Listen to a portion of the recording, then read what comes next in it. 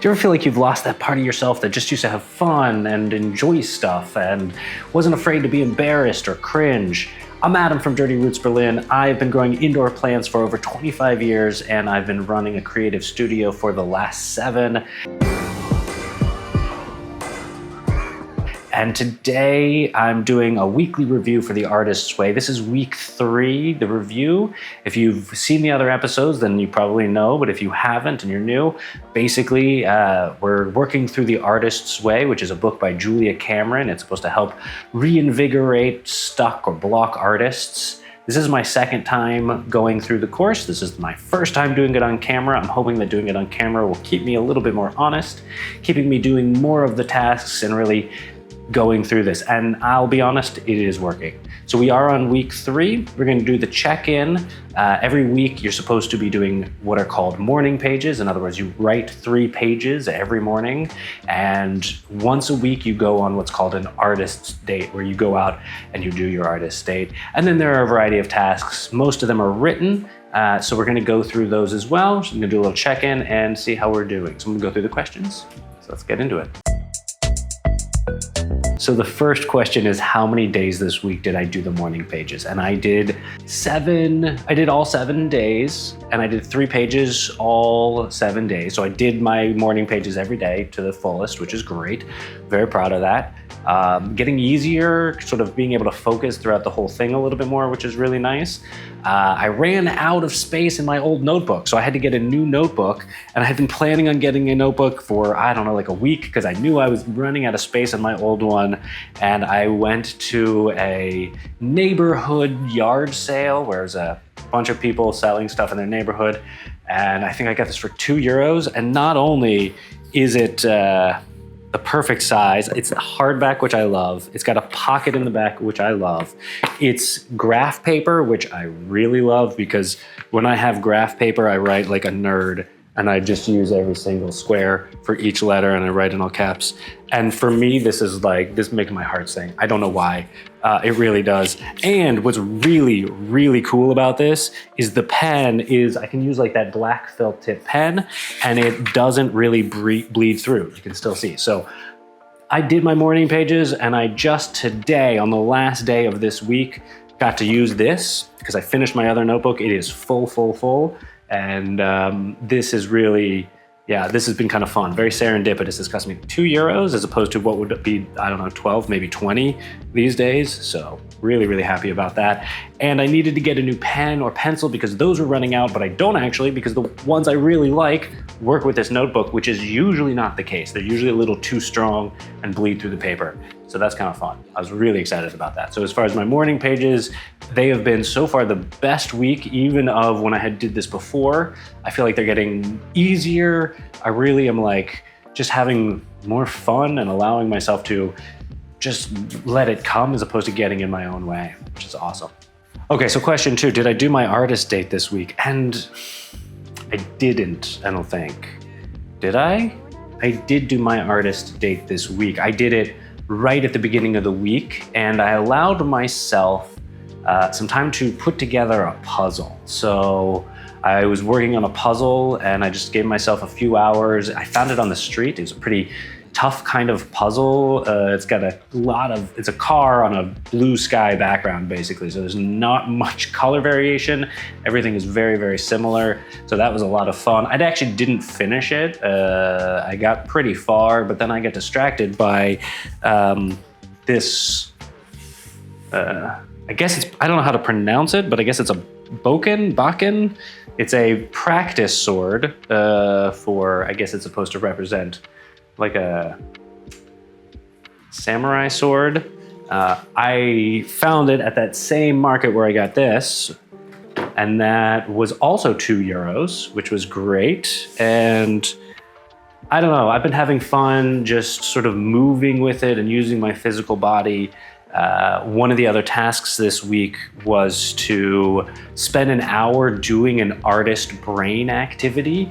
And in other words, that can be anything from painting, but also something she said like driving. Driving is an artist brain activity, something that doesn't take a lot of thought, where you can just sort of let your mind wander. I tend to do a lot of those anyway, but I really wanted to make sure that I'm doing the tasks, and so I spent the time I timed myself for an hour, and I just sort of very calmly and slowly swung this around. I've been doing that a little bit every day, not necessarily for a solid hour every day, but probably for an hour at least throughout the day.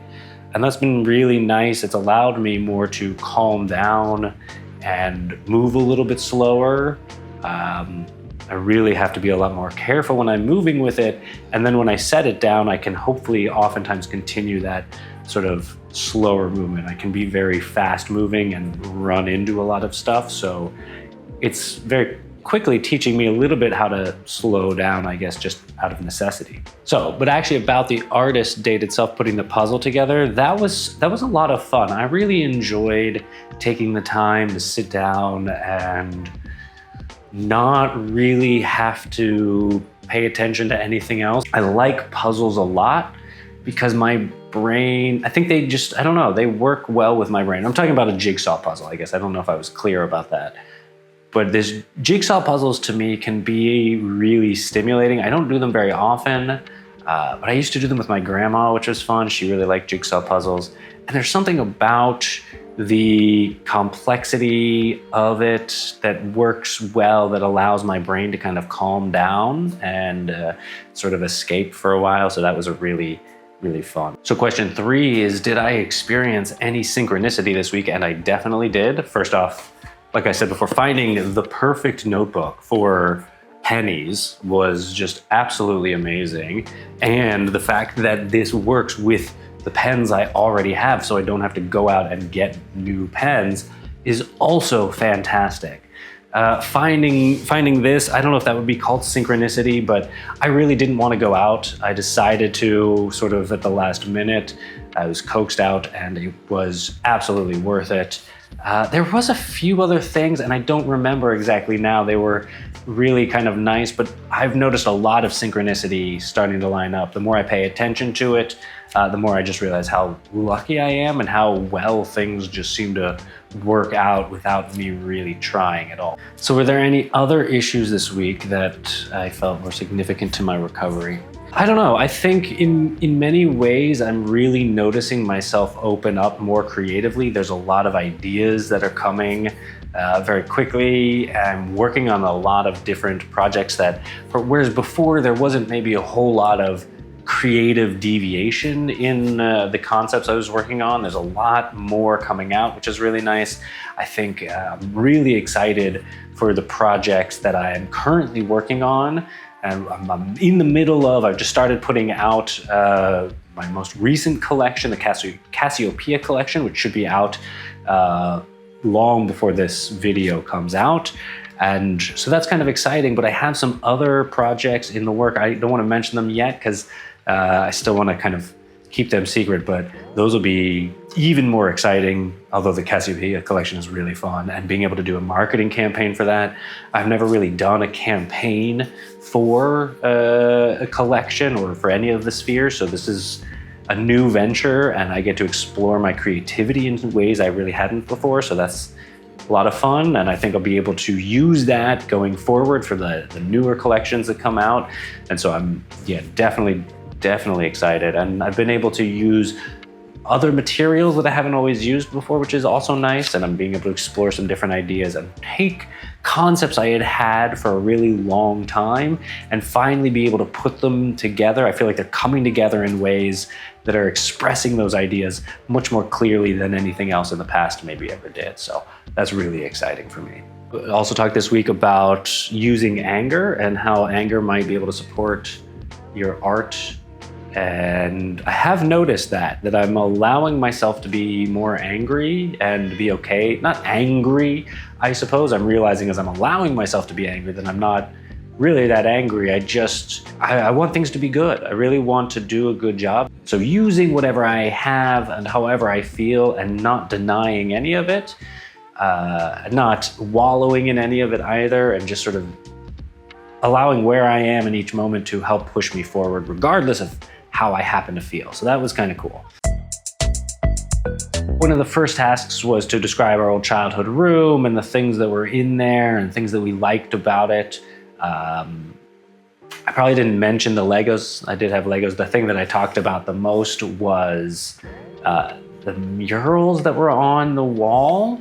I really, really liked them. My mom drew them, and they had cows. It was a farm scene. I think she asked me what I wanted, and I think I said dinosaurs or a farm or something like that, and she chose a farm, and that was really cool. I really liked it for a long time, but as I got older, I think I started to, like, particularly when I was a teenager, I started to feel like, I don't know, it wasn't the right fit. It was like a kid's room, and I wanted to be a bit more of an adult, so I ended up, I think, feeling a little guilty that I didn't like it anymore, but I think that's just a part of, you know, growing up and getting older. But I did have a lot of Legos, and I really, really liked my Legos. I had a lot of action figures too. I think I liked playing with Legos and action figures. Legos in particular were just so much fun. And what was cool, I really, really liked the pirate Legos. They had like pirates and colonialists, and the pirates always were my favorite. And they didn't have samurai swords. They had like the rapier and swashbuckler swords. But still, this is in line with that kind of play that I had as a kid. And so that was kind of cool. I really found that fun thinking about. Brought up some old, interesting memories maybe I didn't expect. Another task we had was like what bad habits we have that are holding us back. Some obvious bad habits and maybe some small bad habits. And I was surprised more by the small bad habits that came out, to be honest. I think that maybe is the point. Like, the big ones are pretty obvious and expected, but then you start getting like, okay, and how much they actually held me back. I was pretty surprised by that. Talking about the bad habits. So my small bad habits is, I would say, moving on mentally before I've finished something. I often find that when I'm in the tail end of a thought or a project or anything, I start to move on to the next thing before finishing and completing that mental loop. And this is definitely a habit that I think can be corrected. I know it's possible for me to finish things completely. It's just not something I'm in the habit of doing. I'm in the habit of rushing through onto the next thing. And this is definitely a habit that has not served me, or maybe has served me in some ways, but definitely doesn't serve me anymore. It maybe allowed me to catch up, because I think when I was younger, what I noticed was I need a lot of context often to understand a concept. And so when I was younger, I often struggled to learn something quickly, but then once I got it, I ended up doing quite well and understanding whatever the content was, of math or whatever. Describe 5 childhood traits that you liked about yourself. So one of the tasks was to go over 5 childhood traits that we liked about ourselves. One of the things that I wrote in there, I know, was like my curiosity and my ability to talk to anybody, even random strangers. I don't remember what else was on there, and I'm struggling to find it because my notebook was so full. I was just writing wherever I could find space. So it's definitely not well organized, but that's okay. I got the thoughts out, and that's really what mattered. I went through the task. I don't need to share every detail with you, but I did find there's a lot of things that I appreciated about my younger self, and it was nice to find that I still have quite a few of those traits, maybe not all of them, and that's probably part of maturing as well. So yeah, that was a decent task. I really did all of the tasks this week. I put them off until a bit late, but I did them a couple of days ago, and hopefully I'm gonna do the tasks either later today or tomorrow. So some of the other tasks were like to list 5 childhood accomplishments. Those were kind of fun. Some of them were related to theater. I don't actually remember what they all were, but it was pretty decent. Habits. The next task was to take a look at some of your habits, list 5 big bad habits and 3 small bad habits. The big ones were pretty obvious. The small ones maybe took me a bit by surprise, including not finishing. So the next task was to look at habits and to see maybe 3 big habits that you have that are not very helpful. Why did they serve you? Are they still serving you? What are you getting out of them? That kind of thing. And they were pretty obvious. Then you listed 3 small bad habits. And I think the whole point is you realize that maybe they're not so obvious, but they're still very effective in not helping or not serving you. One of the big ones that stuck out to me was my habit of not finishing whatever I happen to be engaging in, whether it's a thought or a task. I get really close to the end, and before actually finishing and wrapping up all the details, I move on to the next thing. And I often am capable of finishing it. It's just I feel very much a habit of not doing that, of like, okay, I'm 80% of the way or 90% of the way done. It's good enough. I'm gonna go do something else. And I do think that closing those loops at least a little bit more often is going to be way more helpful and productive in the long run. So that is one of the bigger habits that came out of that I definitely want to work on and spend a little bit more time, maybe focused and really trying to follow through, not just get most of the way there and abandon it. So the next task was to make a list of friends who nurture you, and I think that was nice. I listed out some very important people to me, and then I think you're supposed to call one of them, and so I did. I didn't really call them in this day and age. I think making phone calls is a little bit weird. It was a little bit more common in the 90s. I just did a video message. I video messaged this person, and they video messaged me back. We just sort of do it that back and forth in little 60-second clips. To me, that's way more fun than talking on a telephone or even doing a video call. So it was my equivalent in the modern era of not really talking on the phone very much. So that was great. I'm actually gonna go see this friend in a couple of days. So that's gonna be really nice. So I'm looking forward to that trip. So I spent some time kind of catching up with him, figuring out what we're gonna do. And yeah, so that was nice. And it really felt good to reach out to a friend and just be like, man, you're cool. And like, I'm looking forward to seeing you. And I don't know, just being a supportive friend back. So since he's always been a supportive friend to me. One of the tasks was to spend about an hour doing an artist brain activity and just listening to our inner compass. I talked about this, I think, a little bit before. The artist brain activity can be anything that really doesn't require a whole lot of thinking. So it could be painting or drawing, but I think she also talked about driving, maybe cleaning. I got this Boken, again, I don't know how to pronounce it. And I just spent an hour waving this around in a space where I had some room. I didn't really think about it and just allowed my mind to wander. And that was really pleasant, very nice. So that was a sort of artist brain activity. And you're supposed to listen to what thoughts and ideas and things come up during that time and record them. And one of the things that came out was this need to slow down a little bit more, finish these loops, not rush on to the next thing. So very beneficial hour. I had fun. I enjoyed doing something that I kind of have always wanted to do and just play around. I got to not be serious for a little while, and it led to some really great insights. So I would say all in all, that was definitely one of the most productive tasks so far. So the next task was to list 5 people that we admire. And so I did that. And then after you do that, you list 5 people you secretly admire and compare the 2 lists of like who you're supposed to admire and who you like actually admire. And there wasn't really that much surprise to me on either list. I still admire both. I don't think I really had that many secret people that I admired, particularly that I would be like embarrassed to say like, oh, hey, I admire this person. Yeah, I think in the people that I secretly admired, I think there were actually, in looking back at my list, I think that there were some people that maybe I'm a little embarrassed to admit that I admire them. I'm maybe not, I don't 100% agree with what they say and what they believe.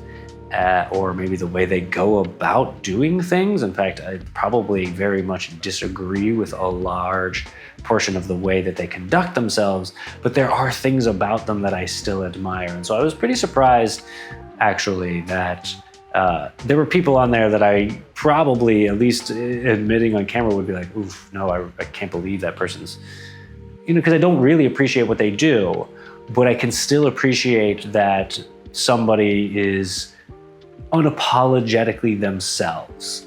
Even if I don't like the way that they go about being themselves, I still admire that somebody is willing to do that. So, and I think that that's great. I don't think we should live in a world where everybody acts the way I want them to act. I think that people should act the way that they feel is authentic to themselves, even if I don't really like the way that that is. So I think, yeah, I can admire that about somebody. And I think that that is important. And that's probably why it's like a secret admiration of like, I don't necessarily want to go around being like, I like this person, but I do like the fact that this person was willing to be themselves in a world where that's not always encouraged. And it's definitely not my place to say they can't do that. It's just, I didn't like it. So then the next task was to list 5 people that we wish we had met who are dead. Like Einstein and Niels Bohr, and I don't remember who else. And then after that, you list 5 people who you wish you could hang out with in the afterlife. And I was like, well, that to me was a bit silly, I think, because I don't really have my concept of afterlife is not perhaps one in which there would be individual souls around in which I can go hang out and talk to Einstein or Niels Bohr and have a conversation about the nature of reality. I don't think that that's how things happen after we die. So it was, but I went along with the thought experiment anyway. I said, well, okay, if in fact there is sort of this, maybe not heaven, but eternal paradise where we all just hang out as our entities. I don't understand how that would work, but let's just play along. And I got to the good place as opposed to the bad place. Then in that reality, these are the people that I would hang out with. So, but I don't know. I still did the exercise, but I think that part of me felt a little like, ugh, this is so dumb because it's not even like a fantasy. It's like, I really don't like this concept of an afterlife in this sense because I feel it affords people the ability to do some pretty nasty things in life based upon the fact that like, oh, there's this afterlife that I'm going towards. I don't know. There's something that just has bothered me about this particular concept for a long time. And it could be that I just don't believe in it. And I don't think that we have a sort of separated afterlife life like this. I don't think it just, I tend to imagine it more like going back into the underlying consciousness that seems to pervade the nature of reality. In other words, when you die, your ego dies as well, but the essence of consciousness which arises in you cannot die. It just becomes one with the consciousness that is already existing. That there is a singular consciousness that permeates all things, and we as living creatures happen to experience it from an individualistic perspective while we are quote unquote alive. But after that and before that, it's sort of just a consciousness soup. That's my guess. So you're like supposed to take a look at the different lists of who you think you should admire versus who you secretly admire, and maybe to go with the secret admirer side of you a little bit for now. So I'm doing it. I'm having fun. I'm just like letting this take me where it takes me. So yeah, and right now it's taking me to playing around with wooden sticks and drilling holes in rocks. There were a couple of moments this week that felt really exciting creatively, one of which is working on these display rocks. I don't know if it's too early for me to say this, but I'm probably not.